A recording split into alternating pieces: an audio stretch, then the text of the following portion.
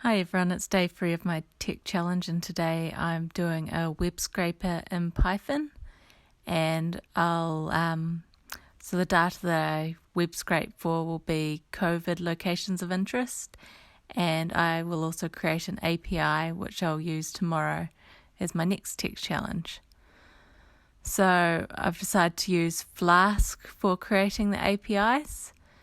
So you can see that I've imported Flask and defined my endpoint. Then this is the actual web scraping. So I've got a URL that I request, and I've used the requests module for that, and imported above.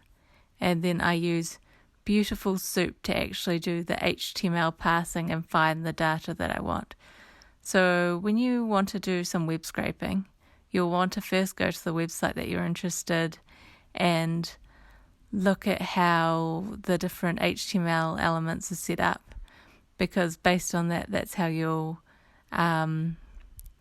request the that's how you'll parse the HTML and get the data you're interested in. So here I am, I pass the data and put it into a format that I want to the format I want to return as JSON, and then I return the response as JSON. And just if someone went to my deployed web scraping app, they'd just see, hello, welcome to our server. So that's pretty much it. It's pretty simple. All the code is on GitHub, and I've actually deployed this to Heroku as well, and I've included a link on how to do that. So now I'll just show you it running.